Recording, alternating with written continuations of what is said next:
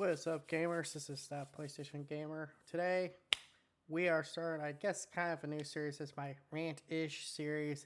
Tell me when I'm telling lies. That's a quote from CM Punk. Much of CM Punk's, a controversial figure in the wrestling world. That I just love that promo. Just, tell me when I'm telling lies. So, with that said, let's just respond to a Crapgamer video. Now, full disclosure, I've talked about Crapgamer in the past. I think Crapgamer's basically a Xbox version of Harman Smith. Like, I swear, the thumbnail says it best. I think they share a brain. Because everything is either anti-Xbox or pro-Xbox. Like, just, And he's been doing the same shit for years. The man's got views. He's got more views than I do, though, so gotta give him something like that. But Spider-Man 2 is getting great review scores, proven bias of PS5 when everybody hates Xbox.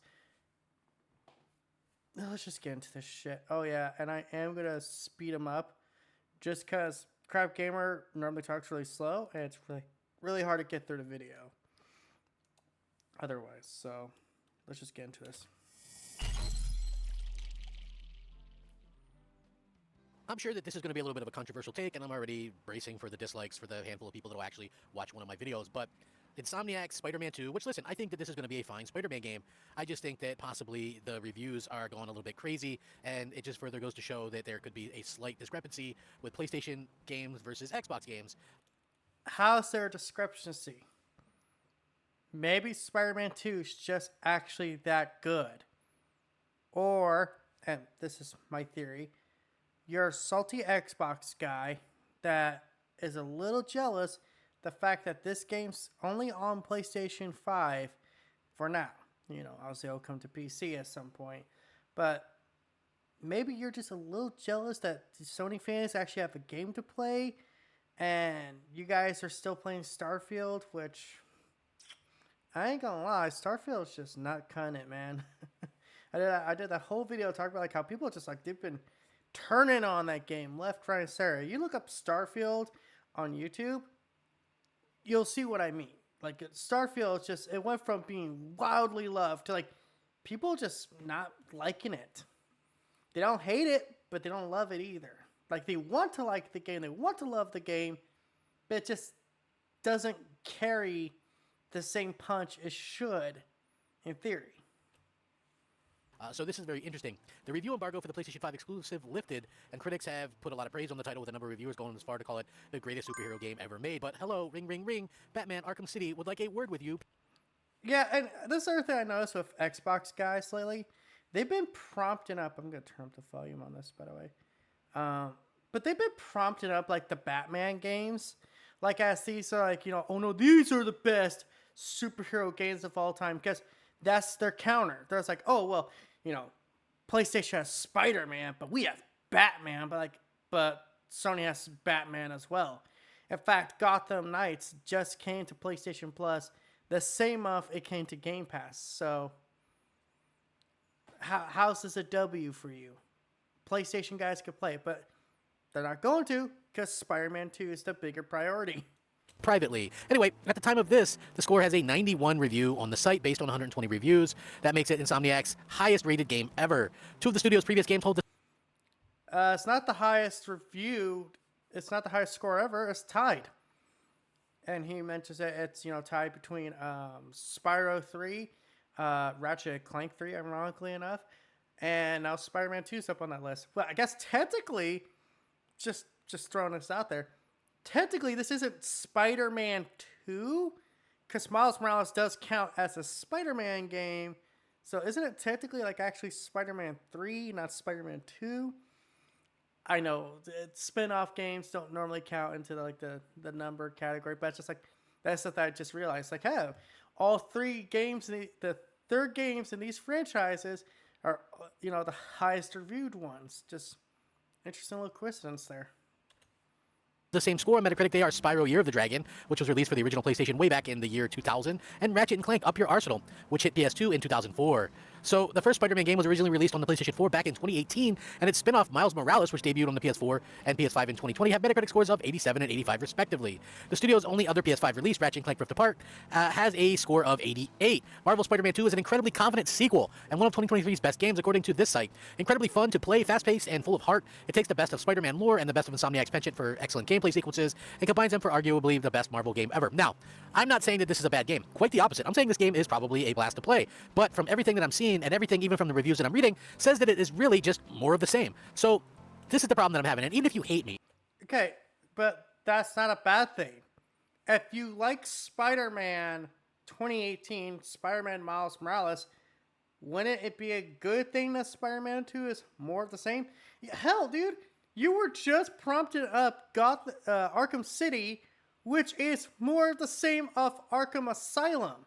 Just an open world instead of a linear game. That's the biggest difference in that game. So, yeah, I love how everyone has this mindset when it comes to Sony games. I'm saying Sony games because Sony games are the ones that get criticized the most for this shit. Sony has to keep revolutionizing, keep changing the wheel when the wheel they have is perfectly fine. It works. God of War Ragnarok. I remember actually people saying that they did, because the gameplay wasn't so drastically different, that people were giving it lesser scores. Because like, oh, it's just more of the same. Like, yeah, that's what a sequel does. A sequel doesn't change everything. It builds upon what's already laid down. It's like building it's like building a house. You don't just tear down the foundation every time you want to make a new house. You build upon what's already there. You are like, okay, yeah, the foundation here is good. We got some good materials to work with. Let's build upon that. Let's expand upon that. I don't know. I don't know if that's about construction, so maybe I should do have to tear the whole thing down, but it'll depend on how rotten the project is. I just love how everyone tells Sony, you gotta do this, you gotta do that. Like, but why? Just to get like, oh, look, we changed the gameplay up midway through a trilogy because some asshole online wanted them to change the gameplay up. That takes longer. That takes way more resources than it would to do what they are doing. And that's just building upon what they already have. Even if you hate my takes, you hate my channel, you hate everything about me, my fat face, all of it, right? You hate it. Let's say you do. Tell me I'm wrong about this next part that I'm about to say. Tell me I'm wrong. With all the stuff that we've gotten this year, right? All the stuff that people think are our game of the year, things like that. All the hate that Starfield got. To me, Starfield, a brand new IP, taking a lot of risks, taking a lot of chances, doing those kind of things.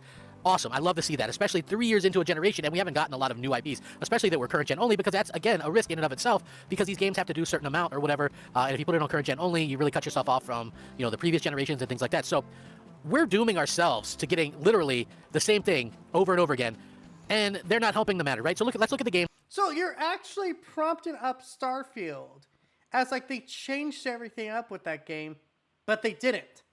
That's actually one of the biggest criticisms I hear about Starfield, is that it feels like just another Bethesda game.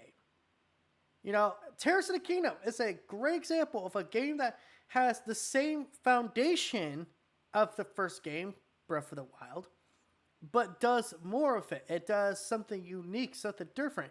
The big change for Spider-Man 2 is the symbiote powers. It's the traversal and how it's much quicker. It's much faster. The story's also different, obviously, because it's a fucking sequel.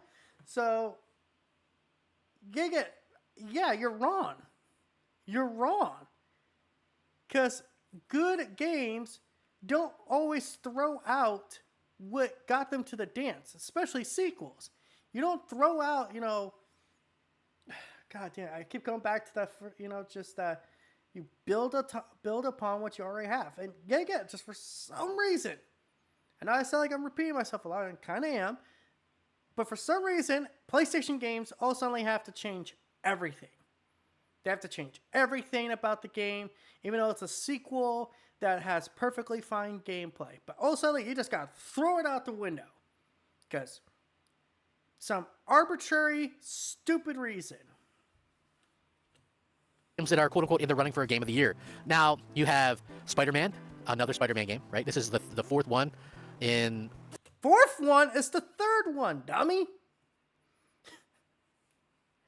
What? Crap. Is there a fourth Spider-Man game I don't know about? The DLC don't count. 5 years, and you might go, no, it's not. So they did Spider-Man in 2018, Spider-Man Miles Morales in 2020, now Spider-Man 2 in 2023. They also did the remaster of the. It's not a different game. It's the same game as 2018. It's just remastered for the fucking PlayStation 5. Oh my god, you are actually trying to warp the criteria. You're trying to warp the criteria like, oh, a remaster counts as a different game. No, it don't. Did The Last of Us Remastered count as a different game when it re-released onto the freaking PS4 or the PS5? No, it's the same fundamental game. It's the exact same game, just with slightly better graphics. That's it. So, no, it's only 3 games. There is Spider-Man Remastered does not count as a whole brand new entire game. By your logic, every Skyrim port, every Skyrim Remastered counts as a new Elder Scrolls game. That's a lot of Elder Scrolls. First Spider-Man in 2020, and then they re-released it solo in 2023. So 4 Spider-Man games in 5 years. The third Baldur's Gate game, right? The Zelda game, which literally is, from what I understand, the same map as the previous Zelda game, and again, pretty much the same thing with the Spider-Man game. I think that it's probably a good game, but sitting at a 91 Metacritic, basically the same map with a couple areas added on after 5 years of development time. I feel like that's a little bit of a shame. Resident Evil 4 remake, so there's a remake on there on this list as well, and possibly another Final Fantasy game. To me, it's like all these things have just all these sequels after sequels, and the thing that did the new thing doesn't get the respect that it actually deserves because so many people are left hating because Starfield doesn't get the respect it deserves. What fucking respect does it deserve? No game deserves respect. You gotta earn it. Sweetheart, I hate to tell you this. You're not given respect just because you think you deserve it. You're given respect because you earned it. And Starfield, compared to Baldur's Gate 3, compared to Tears of the Kingdom, compared to Spider-Man 2, compared to Resident Evil 4 Remake, it's just coming up short. Simple as that. But you won't look at it like that. Hell, compared to your own little precious other Xbox game that came out this year, Hi-Fi Rush, it came up short. Compared to Forza, it came up short. So, yet again, maybe it's just because Starfield's just not that good of a game. Maybe these sequels, remakes are doing better because they're actually trying to improve upon the formula instead of trying to, what's the best way for me to describe this? Disguise the flaws. Maybe this isn't media bias. This is just you being biased towards Starfield. Maybe you're putting Starfield up on a high pedestal just as some kind of weird W over the Sony fans who really don't seem to care because they're too busy playing, surprise, games. They're not sitting there on Twitter going crazy. And when I say fans, for the record, I'm talking about actual fans. I'm not talking about the fanboys on Twitter. I'm talking the fans, the guys who actually play PlayStation games and are mostly just playing PlayStation games and other games they're interested in on PlayStation. Those are PlayStation fans, not fanboys. Can you tell I'm kind of going on a tangent here?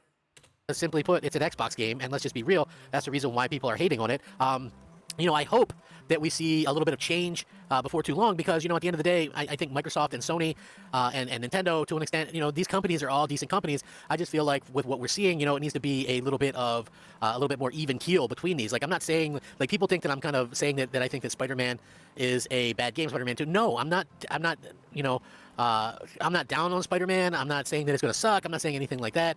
I'm saying, for me personally, that I feel like it is a little bit weird to me that this game, and all the reviews are saying, yeah, it's more of the same, but we love it, is going to lead to us getting more of the same. And that is a little bit disappointing. And for me personally, like I said, I just feel like, Microsoft, Sony, Nintendo, like these companies should be like, we're not in that time where we're going to get, all the great games that we used to get, like to take the choices and things like that. God.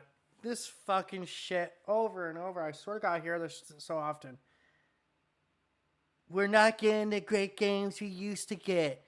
Bitch, I swear to God, everyone who says that is looking at this generation with hate glasses on. And they're looking at the previous generations with rose-tinted glasses. Do I have to bring up the fact that the PS2 generation had the most mediocre games out there? Yes, there were good games. There were great games back then that came out, were, fantastic. But let's not pretend it was all great. Every generation has its problems. Every generation has its shortcomings. I feel like maybe this is not what he's talking about, but I just want to go on this tangent. My biggest problem with that is that you're always holding the current products to the past. Oh, well, this can't be better than the last game, so I'm not even going to even give it a shake. I'm not even going to give it a fair chance. You guys want to go back and play Baldur's Gate 1 and then play Baldur's Gate 3? There's a difference. There's a big difference. I'm tired of this negativity of like everything isn't as good as it used to be. Well, no shit. Things are better. Back in the day when a buggy, broken game released, they would have to re-release the game to fix the issues. That's literally what happened at GTA San Andreas.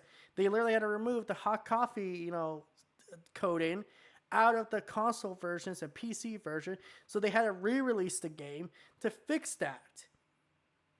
But now, you can just put a patch out. Oh, look, it's out.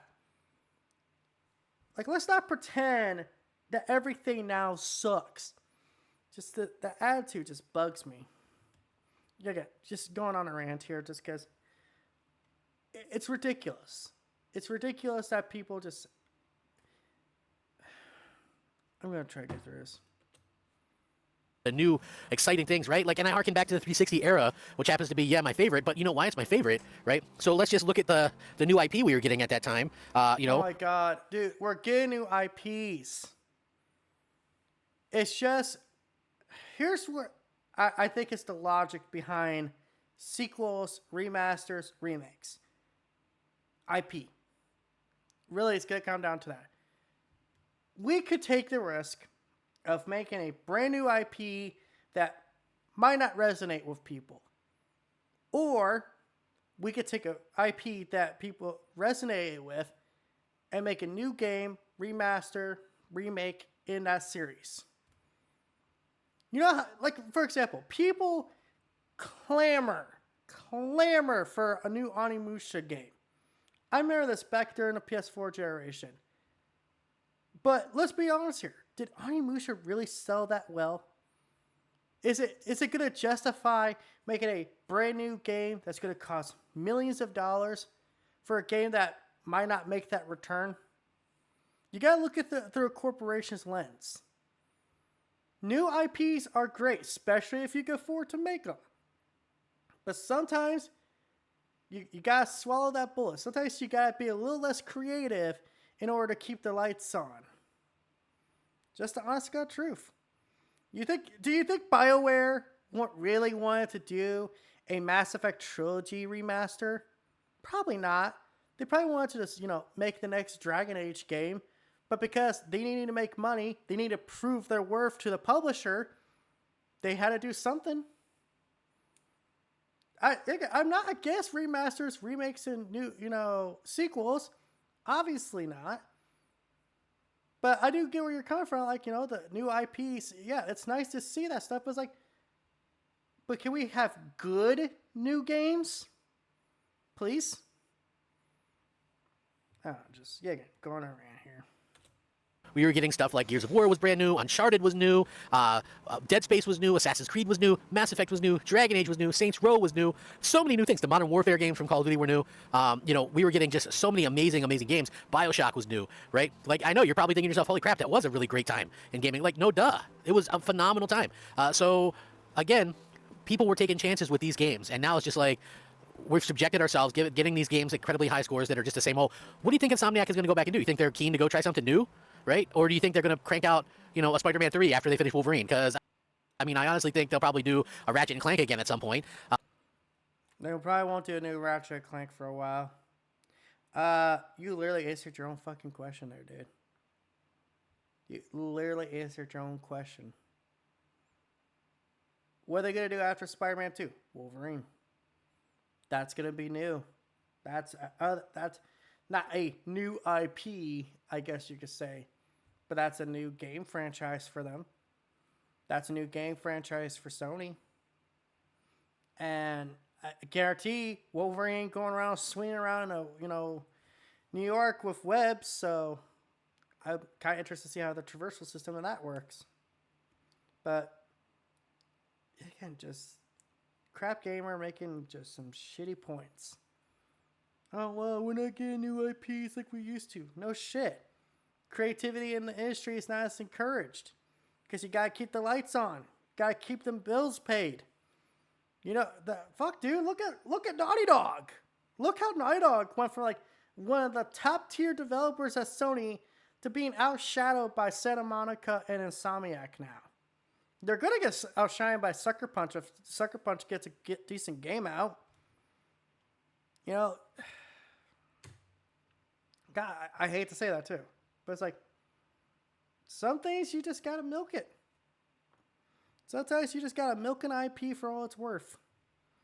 So if that's what keeps people happy and it keeps the bills paid, you gotta do it. Yeah, would it be great if they made a new IP and took a risk? Yeah, but you could do that when you actually prove your worth, when you pay the bills.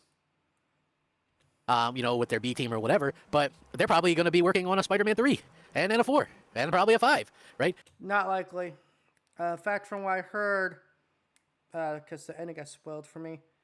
Thank you for that, by the way. You know who you are. Yeah, there probably won't be a Spider-Man 4. There'll probably be a Spider-Man 3, but not a 4th. And it sounds like this game also lends into potentially doing another spin-off game. Insomniac. Which, by the way, for the record, I will say this. I'm actually very pro smaller spin-off games. Kind of like your Uncharted Lost Legacies, your Miles Morales, stuff like that. Because I think that gives you a chance to expand upon your lore, gives you a chance to expand upon your characters. May introduce new characters that will take a bigger, place in the next, I guess you would say, sequel, but not a spin-off. I think that's actually a good idea. I think it's good for Sony to be like, hey, if this IP works for it, it works for doing a spin-off game, why not do it? They wanted to do a story, Miles Morales-focused Spider-Man game. Why not make that a spin-off game, build upon top what you already have, and introduce new characters that could take, play into the next bigger game. I don't know, just thoughts. We're almost done here. Has been relegated to doing, IP work for Marvel. And I'm not saying they're not good at it. I'm saying they are good at it. But I'm also saying, there comes a point, even with the Batman games, didn't we all get kind of tired of that, right? We got tired of Batman being so mid. Like, Arkham Origins was pretty mid. Arkham Knight was, I wouldn't say it was bad, but it was just another Batman game. Like, the biggest change was the Batmobile. I think, yeah, there is a worry about franchise fatigue, but I think you're jumping the gun here a little bit. You're basically trying to say, oh, I'm already tired of Spider-Man, so why can't they just make a new game? Well, it's like, dude, you're not everyone. Insomniac is going to move on, do a different IP. Every studio at some point is going to make something new. They're going to make a new IP. even Naughty Dog, they're going to have to make a new IP at some point. Might be a while, might be a long while, but eventually you're going to have to do it. Or you're going to just wear out a franchise to the point it doesn't sell as well. I think Sony's actually been pretty good about not wearing certain franchises out. Certain franchises, looks at Last of Us or Horizon. Can we get a break from those, please? Okay, Gorilla? Okay, Gorilla, go to Killzone, go to Insomniac, go make a Resistance. I don't know, let's just take a break from Horizon and The Last of Us. That's my take on that. Like, by the time Arkham Knight came around, weren't we a little played out on that stuff? So I'm just wondering why there seems to be, so many different situations like this where we're looking at it and going, this is kind of lame, sort of unexpected to say the least, and again, we'll see what happens with this and, how the awards and stuff go. But am I surprised that this scored up despite it being pretty much the same thing? No, I'm not surprised at all. So nothing shocks. Well, doesn't that say that the story might be better than the first one? Or that it has more interesting gameplay elements that actually scored higher than the first one? Or the spin-off game? But no, media bias. It's me anymore in this day and age. But how do you guys feel about it? Are you looking forward to playing it? My PS5 is broken, so I will not be playing it. But I'm sure many of you are. Let me know in the comments below. Yeah, don't be downloading those risky updates. He did a whole video about this, by the way. Go into my history here real quick, just to cover this. His PS5 bricked on him. And I find that so hilarious. Because, like, I'll never buy another PlayStation. Bitch, we know you're going to buy another PlayStation. Come on. You're the same fucking guy who sits there and, says, I'll never buy another Xbox. Buy us a new Xbox. So until next time, guys, this is that PlayStation Gamer signing out. Don't forget to like, comment, subscribe, and all YouTube other BS. Peace out.